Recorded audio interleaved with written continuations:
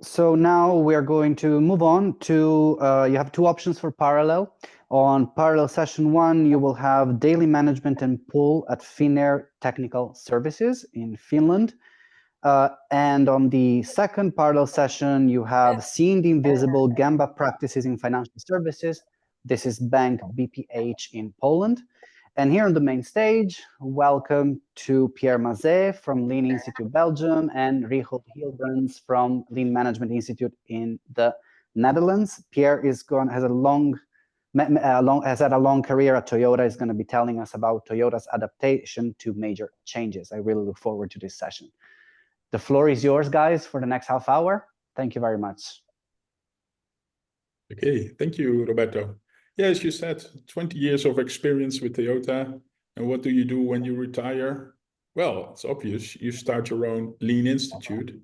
And Pierre has founded the Lean Institute in Belgium and is busy doing the startup work there, and will share his experience with us with transformations within Toyota and what he learned from that himself. We're now in the process of getting the presentation shared. I can see it. So let's give it over to Pierre. Thank you. Okay, thank you, Richard. So today I will speak as the president of the newly created Lean Institute Belgium, and I will talk about Toyota's adaptation to major changes, which is quite a challenge for me to do that when so many people talk about Toyota, but I have to talk from what happened inside Toyota, so I'll do my best. So this is some visuals about Belgium, where we are, and the newly created logo on the bottom right for the Lean Institute Belgium. Short introduction about myself. So I'm now 66, so it's a long career. I won't tell you everything, but I had most of my career in automotive and most of my career in IT as CIOs of several companies, European and global. And let's say from 98, my life took a very interesting turn because I went to China. I worked in a joint venture of Toyota in China. Then I became global CIO of Europe Car in Paris. Then I left the Volkswagen Group and I became global CIO of His Logistics, still in Paris. But I was also double captain CEO of His Logistics in Düsseldorf in Germany. Quite active times and hectic also. And then finally I came back to my home in Brussels and became IT director for Toyota Europe. And in 2010, I became VP and CIO of Toyota Motor Europe. And it would not have been complete without going to the source in Japan. So this is why in 2020, without knowing that COVID would come immediately, we decided to go to Japan and see Toyota at the source, go to the Gemba of Toyota, if I can say. And I was then senior advisor to the president of Toyota Systems, is the IT company of Toyota, which is only 5 years old now, has around 10,000 people, including 3,000 permanent members doing IT for Toyota and the Toyota companies in Japan, and also steering what happens in other regions of the world, including with Toyota Social Systems. And then I retired at normal age for Belgium, 65, last year in July. It was a bit boring to be retired, so after 3 months, we created our own company called Takuba, and we were kindly accepted as part of the Lean Global Network in July this year. So now we are operating as Lean Belgium. The structure of my presentation is actually like following the family tree of Toyota and see Toyota family and see the big changes of Toyota, and maybe spend a bit more time about the last changes that happened and are still happening now, and which I could see from inside the company. Then find what is similar in all these changes and what is the secret. Why is Toyota still alive and kicking after so many years? And how can this apply to your own organization? So I will not spend much time, since most of you know this. Toyota started in the automatic loom. Sakichi Toyoda wanted to help his mother And that's why he designed a machine to make her job easier. And you can see in the power loom, there was the first jidoka, so the machine stopped automatically in case of problem. And this enabled actually one person to look at 30 looms, so multiplying the productivity by 30 because you didn't have to look at the machine all the time. And then later the Type G loom in 1924 had automatic shuttle exchange so that it really never stopped. And then the patents were sold outside Japan, and with the money, Toyota had the means to start the automotive industry in Japan. But looking at this first phase of the company, which is, if I show the house of TPS on the right, you see the jidoka pillar started in this first phase of the company. What's also interesting is that the business never disappeared. So people think that Toyota is not in looms, while Toyota is still in looms. It's called Toyota Industries Corporation, and you see a loom of 2022 on the bottom right, the air jet. So here comes Kiichiro. So his father passed away when he was still young, and he had talked already to his father about starting automotive industry. And one of the first cars that Toyota made is the Toyota AA. I like this car on the right because it's the only one in the world, and the importer of Toyota in the Netherlands, Lohmann and Partey.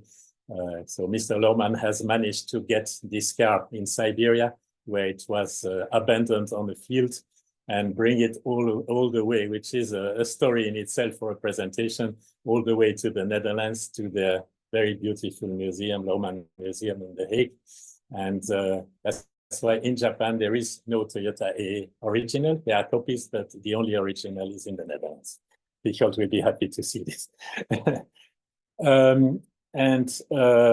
So Kiichiro saw the need for starting this industry, the Japanese industry, auto industry. And people think, okay, he asked his father gave him a lot of money, and he was gone. But that was not so easy at all, because in the meantime, his father passed away, and his brother-in-law, Risaburo, became the boss, and he had to convince Risaburo Toyota by knocking 32 times on his door, says the legend, that it was a good idea. And then he got a small corner of the factory to start prototype, and that's how he started. And then afterwards, it was not so easy for him either. There were the labor disputes and all the things that forged Toyota as it is today.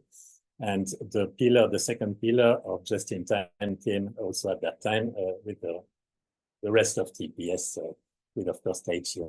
Also, something we see a lot in the history of Toyota is counterintuitive things. You would have thought Toyota would start with a small car, but actually the Toyota AA is a 3000 cc engine, so it's not a small car. Then the son of Kiichiro, Shoichiro, is sometimes a bit less known, but he lived a long life. He lived 97 years, and he had a major impact on the company. And I was in Japan when he passed away, so I had the opportunity to see the whole exhibition that they did at the occasion of his passing away, and I could see all his contributions. So I had met him twice before, but I never realized the extent of his contribution. He also became president of TMC in 1982, when TMC was really created under this name by bringing back the sales company and the manufacturing company. And over the years where he was at Toyota, there was the first plant abroad in Brazil. There was the OVA plant, is still there in Portugal, which was the first one in Europe. And then the Numi plant, history is very well known, together with GM, which was in operation from 1984 to 2010, and is now actually a Tesla factory. So in that period, many other transformations happened. The Prius, of course, the hybrid car developed by Uchi Yamada-san as chief engineer, who is an extraordinary person, became the chairman of Toyota ultimately. And that really helped Toyota thrive for at least 20 more years. Then the Lexus brand was created first in the States, but was then later used in Japan and is used in Japan today. And then there was additional brand started in North America, which existed for a number of years, and now the need is less there and it doesn't exist anymore. and there was the Innovative International Multi-Purpose Vehicle, the IMV, which was the first platform with different cars which were used for developing countries. And then the hydrogen-based cars came, the fuel cells, like the Mirai, and the EVs and batteries. So as Jim Womack said yesterday, Toyota doesn't look for facility. Toyota is pursuing those 5 different type of powertrains. And when one is not working, well, those who put all their eggs in one basket, they have a big issue, but Toyota have all the rest to make sure that we can do things that correspond to the needs of the customers. And if you're in a region where there's no charging for EVs, then no need to sell EVs to that region, for example. And of course, before the infrastructure is there, you can have plug-in hybrids and so on, which are, again, very trendy today. So from here, let's say I was in the company, and Akio Toyoda became the president. Of course, he's very well known as the guy who says making ever better cars, Motori Kuruma Otsukuri in Japanese. I had the chance to meet him a few times. Here the pictures are on the Nürburgring in Germany.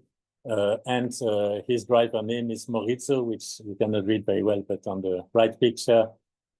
So he didn't use his own name, even though after a while it was not a big secret. I mean, everybody knew that Morizo was actually Toyota, but he drove the car himself.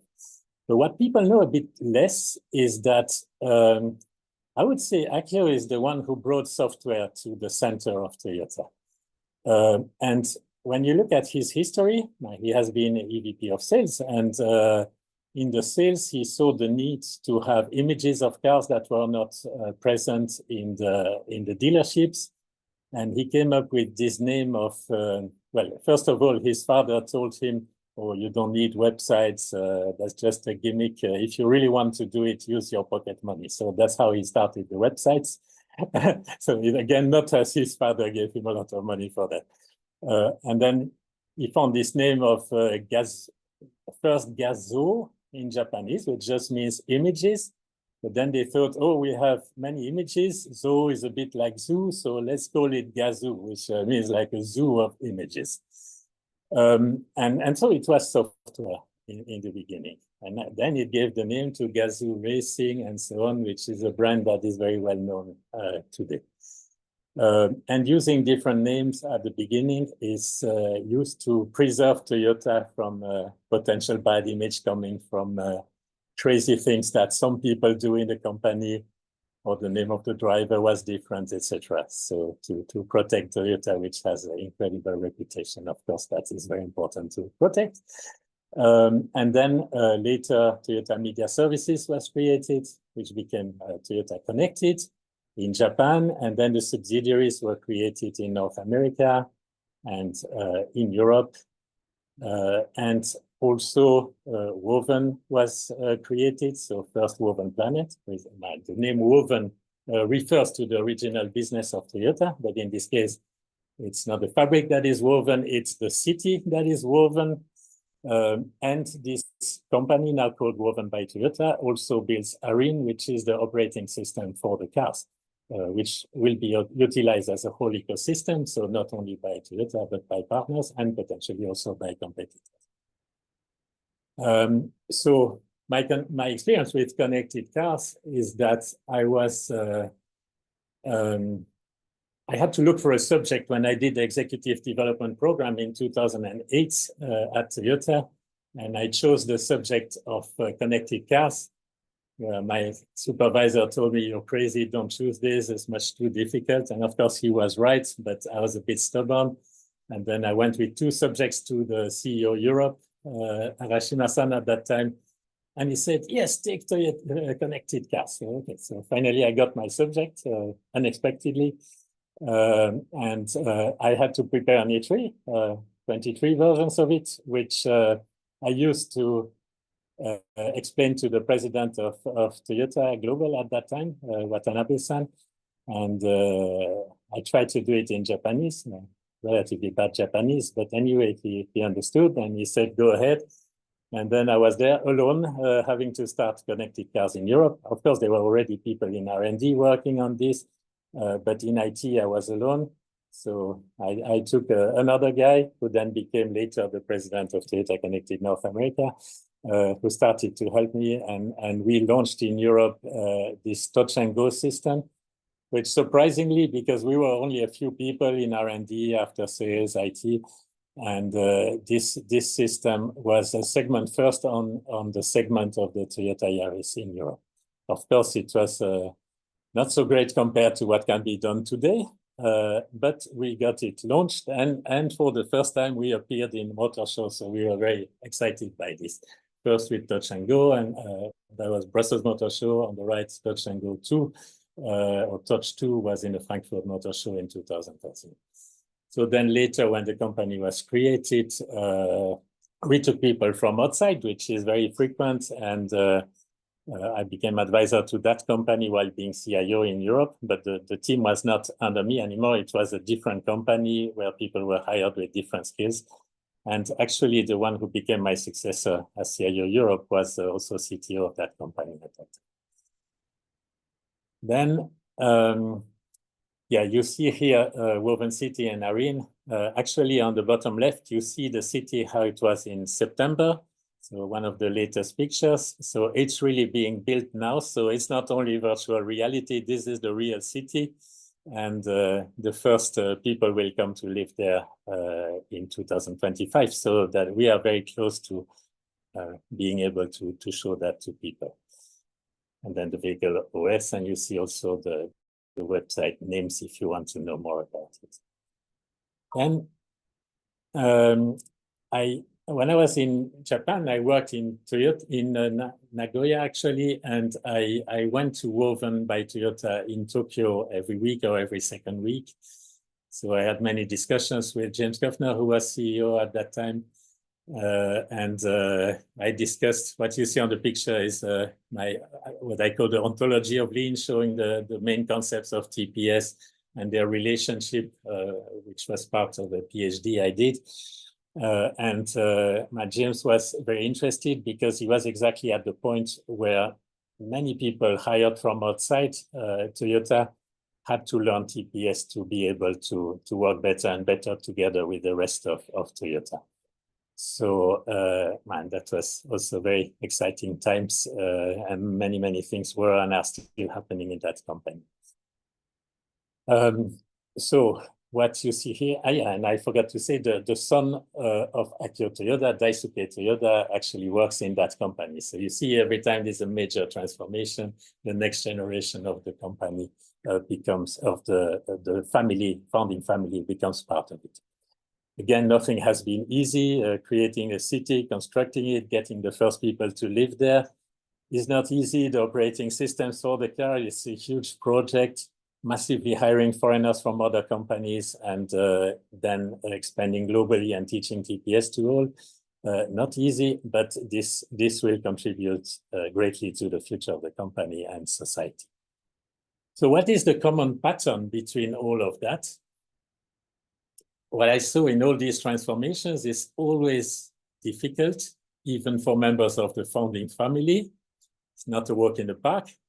There is high resistance to change, and the company is not afraid to tell a member of the family that, oh yeah, your new ideas, that won't work, you're still too young. And Akio-san had that several times. He told that many times, how difficult it was for him also. No blank check is given, sometimes even no check is given at all. And the current business is actually not abandoned, and a new entity is made separate, sometimes secret at first. And different rules are accepted at the start. But after a while, people make their experiences, and Toyota can go a bit quicker than others because they have already TPS in the company. So when mistakes are made and it appears that TPS would avoid these mistakes, it's a good time to explain to people, yeah, please do rather like this, and then people understand. Because when they are new in the company, they don't always understand why. And surely the new generations don't want to just repeat what they are told without saying why. So sometimes it looks like a waste, but sometimes people need to make some mistakes by themselves before they can learn something. My personal experience is also that I thought it would be better to integrate from the start. To be very honest, when we started Toyota Connected in Europe, I thought, why don't we do that as a part of my team? But the high quality rules, budget control, and so on of the current business slow down innovation. You also have HR rules. You cannot hire any person with high skills quickly and so on. So this is, of course, done on purpose for the existing business. It needs to be as stable and high quality as possible. But for new business, is better to start with a kind of startup. But then when it's growing, of course, it has to be gradually integrated and TPS applied. So as many things I discovered over the years, maybe it seems counterintuitive, but when you see it actually working, you finally understand why that is not so stupid to do it like this. There are many more changes driven by software. Toyota wants to become a mobility company. So there's now a new brand called Kinto, which is declined in different ways in different countries, for example, in Europe, in Japan, or in North America, and in other regions. The Toyota is also in totally different businesses, like building modular and standardized houses with Toyota Home. Toyota operates a very efficient hospital. And Toyota Tsusho, Toyota's trading company, has more than 1,000 companies around the world, and they are even in the food business. So Toyota is applying their recipe for success to many different types of companies.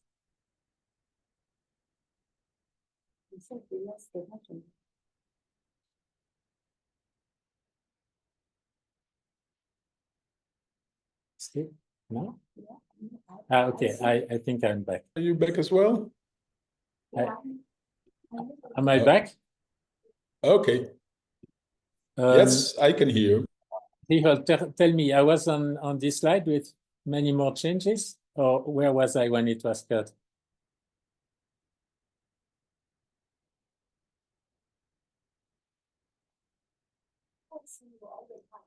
Okay. Okay, so maybe then I will just show the slides, and I hope you can hear me. So the secret is, of course, TPS, which I call Thinking People System. And it's not dependent on the type of business. So that's a good thing. If you change the business, then Toyota can be successful in any business. And starting with the two pillars, but all the rest of the TPS can be applied to other activities than the production or manufacturing. I developed this in my PhD thesis, which has a link here. And so in conclusion, all transformations of Toyota were full of challenges, and those who led them never experienced a walk in the park, even members of the founding family.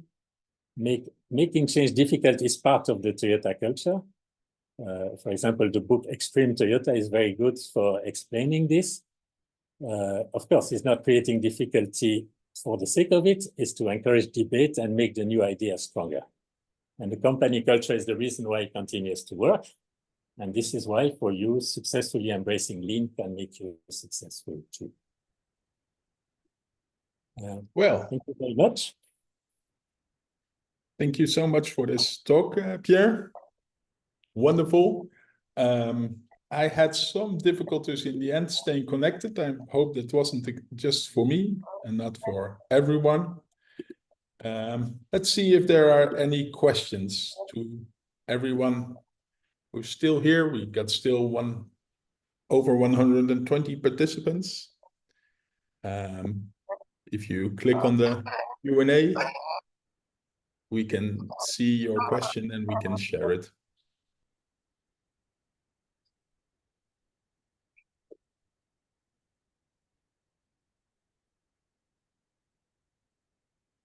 Oh, please go back once. Well, if there are not questions from the audience, I'll take the opportunity to ask a question myself, because as you described, there's this start of a new company or a new initiative, and then it's allowed to have other rules than TPS. But at a certain moment, TPS kicks in, as you describe, and I would be very interested in that specific time, because maybe it compares to the fact or the case that I've usually go to, where people want to start with lean. We're getting some other questions as well, so if you can answer this one, I will. Yes. So thank you, Richard. Yeah, great question. So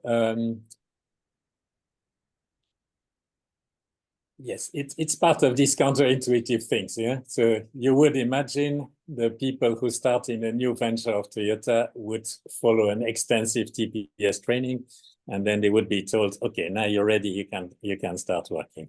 But actually, this is really not what I observed. And of course, people can go to some TPS training, but it's not, they would see, for example, in Japan, they would see the TPS training or what is done in manufacturing. And then if they are IT engineers, they would say, yeah, but that's not really what I'm doing. So it's complicated to understand the examples. So I observed that they are led to make their own experience, at least for a while. Maybe there's a role for lean institutes there to support to train people like an external company. So that's a good research subject. Yeah. And of course, the difference with a new company is it's still Toyota, which means that when the need for TPS becomes obvious, you don't need to go to the CEO and try for a few months to convince the CEO. The CEO is already convinced. That's really a benefit. Yeah, I can see that's a benefit.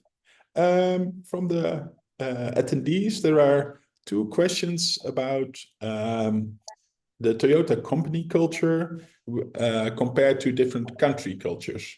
So how does Toyota overcome the cultural differences in different countries where they have one company culture? Could you elaborate on that?